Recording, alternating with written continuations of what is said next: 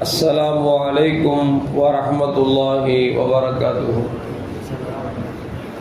الحمد لله رب العالمين والصلاة والسلام على أشرف المرسلين وعلى آله وأصحابه وأزواجه وذرياته وأهل بيته أجمعين.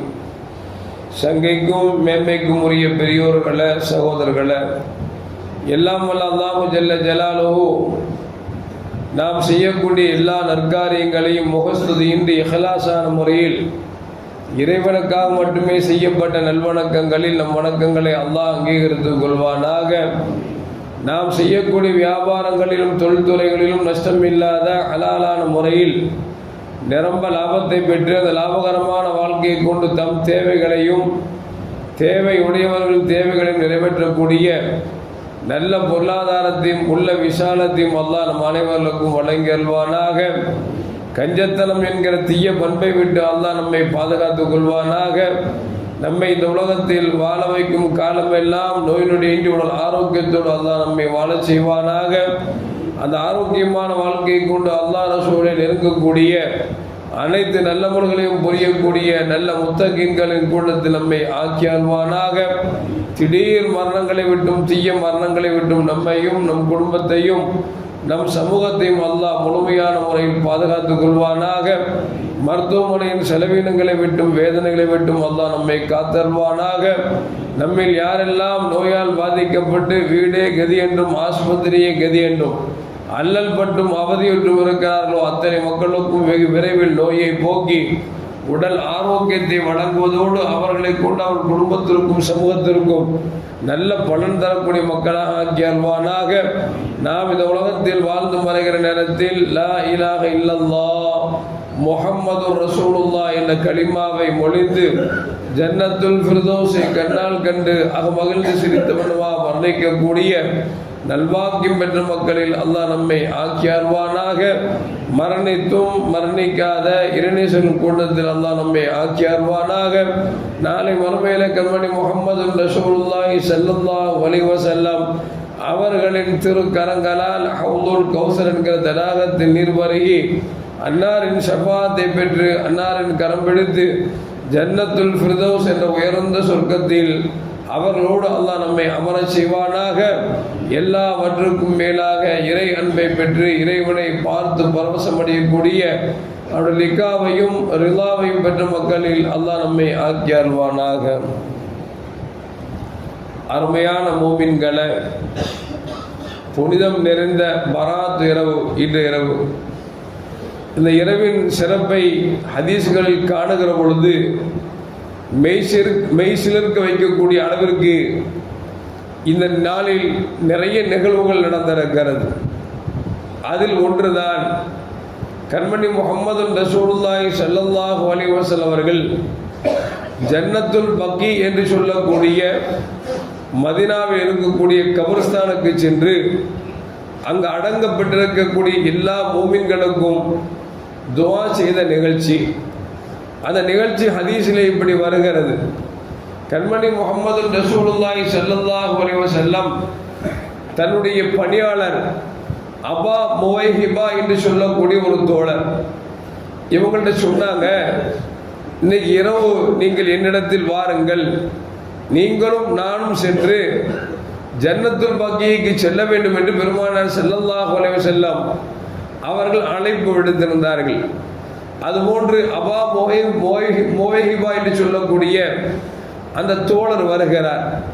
கண்மணி முஹம்மது ரசூலுல்லாஹி ஸல்லல்லாஹு அலைஹி வஸல்லம் அன்னை ஆயிஷா ரலியல்லாஹு தஆலா அன்ஹா அவருடைய வீட்டில் உறங்க வேண்டிய நாள்.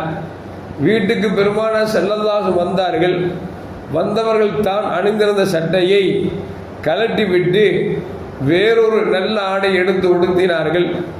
வந்தவர்கள் ஆயிஷா ரலியல்லாஹு தஆலா அவரிடத்தில் எதுவும் சொல்லாமல் சட்டையை மாட்டிவிட்டு வேக வேகமாக சென்று விட்டார்கள். அன்னை ஆயிஷா ரலியல்லாஹு தஆலா பார்த்து கொண்டே இருக்கிறார்கள். நபி வந்தார்கள். நம்மிடத்தில் எதுவும் பேசாமல் போட்டிருந்த சட்டையை கலட்டி விட்டு மற்றொரு சட்டையை அணிந்து கொண்டு செல்கிறார்களே, எங்கே செல்வார்கள் என்று கொஞ்சம் யோசித்து பார்க்கிறார்கள். நபிகள் நாயகம் ஸல்லல்லாஹு அலைஹி அவர்களுக்கு பல மனைமார் உண்டல்லவா, ஒருவேளை வேறு மனைமாரத்தில் போய் தங்கச்சிருக்கிறார்களோ என்று ரோசப்பட்டு வேகப்பட்டு பெருமானார் எந்த வழியில் சென்றார்களோ அந்த வழியில் வந்து கொண்டே இருக்கிறார்கள். பார்த்தால் கண்மணி முஹம்மது ரசூலுல்லாஹி ஸல்லல்லாஹு அலைஹி வஸல்லம் அவர்கள் ஜன்னத்துல் பக்கியிலே நின்று கையேந்தி அழுது கொண்டிருக்கிறார்கள். அபா முவைஹிபா என்கிற சாபிடத்தை அழுது சொன்னார்கள், அபா முவைஹிபா, நான் ஜன்னத்துல் பக்கியில் அடங்கியிருக்கக்கூடிய மக்களுக்காக பாவ மன்னிப்பு தேட வேண்டுமாய் நான் படிக்கப்பட்டிருக்கிறேன், ஏவப்பட்டிருக்கிறேன். எனவே நான் பாவ மன்னிப்பு தேடுகிறேன் என்று சொல்லி நபிகள் நாயகம் ஸல்லல்லாஹு அலைஹி அவர்கள் ஜன்னத்துல் பக்கியில் அடங்கியிருக்கக்கூடிய அத்தனை மூமின்களுக்காகவும் பெருமானார் ஸல்லல்லாஹு அலைஹி துஆ செய்து கொண்டிருக்கிறார்கள். நீண்ட நேரமாக கண்ணீரும் கம்பளையுமாக நின்று கொண்டு துஆ செய்து கொண்டிருக்கிறார்கள்.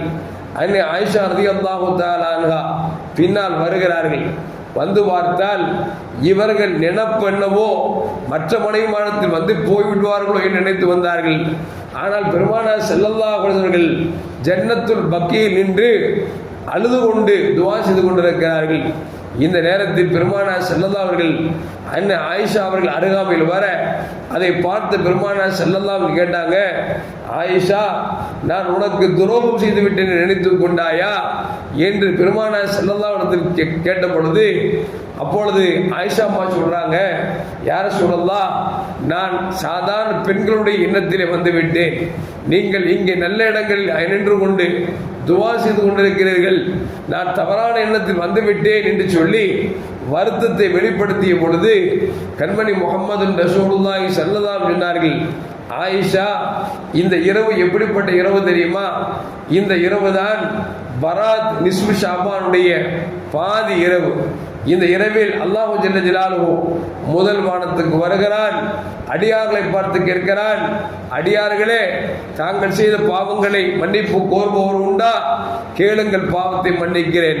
ரிஸ்க் தங்குதடை இல்லாமல் வேண்டுமா? கேளுங்கள், தருகிறேன். நோயினுடையால் நீங்கள் ஒம்பளப்பட்டு கொண்டிருக்கிறீர்களா?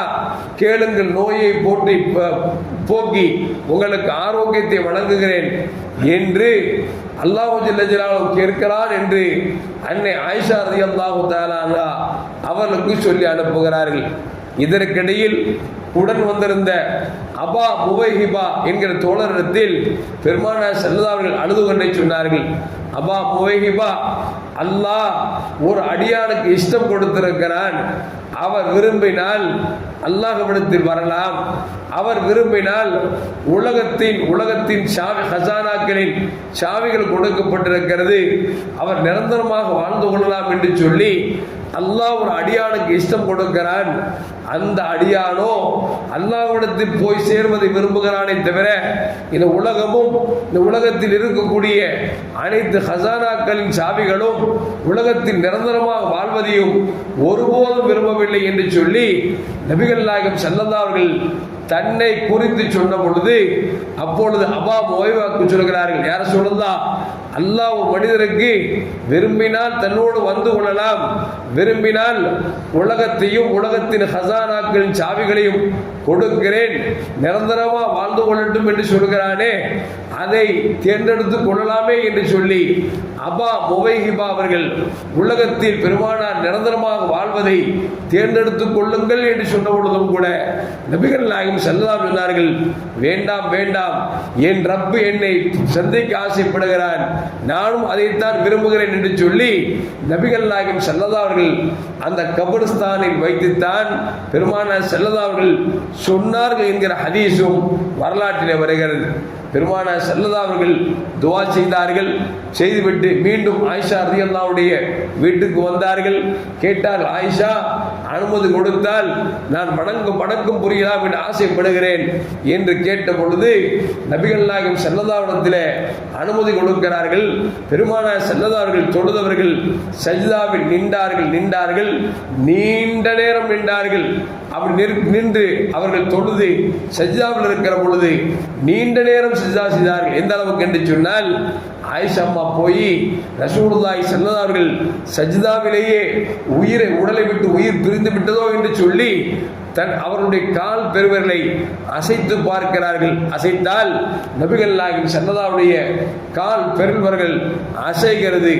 அப்பொழுது பெருமானார் ஸல்லல்லாஹு அவர்கள் உயிரோடு தான் இருக்கிறார்கள் என்பதை விளங்கிக் கொண்டார்கள் என்று ஹதீஸிலே வருகிறது என்று சொன்னால், அருமையான மக்களே, இந்த இரவு என்பது நாம் அல்லாஹ்வின் அடிமைதான், நான் பாவிதான், என் பாவத்தை ரப்பை தவிர வேறு யாரும் மன்னிக்க முடியாது என்கிற அந்த அப்தியத்தை வெளிப்படுத்துவதற்காக, அது மட்டுமல்ல, எஜமான் கேட்டும் அடியார்கள் கேட்கவில்லை என்று சொன்னால் எஜமான் எவ்வளவு வருத்தப்படுவார் என்பதை உணர்வதற்காக, இன்னும் சொல்ல போனால் நமக்கு முன்னால் வாழ்ந்து மறைந்துவிட்ட அத்தனை மூமின்களுடைய வாழ்க்கையை நினைத்து நாமும் ஒரு நாள் கபரிஸ்தானுக்கு போக போகிறோம் என்கிற உணர்வை வர வைப்பதற்காகத்தான் இந்த இரவு என்பதை மனதில் வைத்துக் கொள்ள வேண்டும். எனவே இந்த இரவை நாம் சாதாரணமாக கழித்து விடாமல் முடிந்த வரைக்கும் நன்மையான காரியங்களில் நாம் ஈடுபட்டு இறைவனுக்கு நல்லடியார்களாக மாறுவோமாக. எல்லாம் வல்ல அல்லாஹ் ஜல்ல ஜலாலுஹு இந்த இரவை பயன்படுத்தக்கூடிய நல்ல மனித புனிதர்களில் அல்லாஹ் நம்மை ஆக்கி அருள்வானாக. அஸ்ஸலாமு அலைக்கும் வரஹ்மத்துல்லாஹி வபரகாத்துஹு. ஸல்லல்லாஹு அலா முஹம்மத் வலைஹி வஸல்லம். ஸல்லல்லாஹு அலா முஹம்மத் ஸல்லல்லாஹு அலைஹி வஸல்லம். ஸல்லல்லாஹு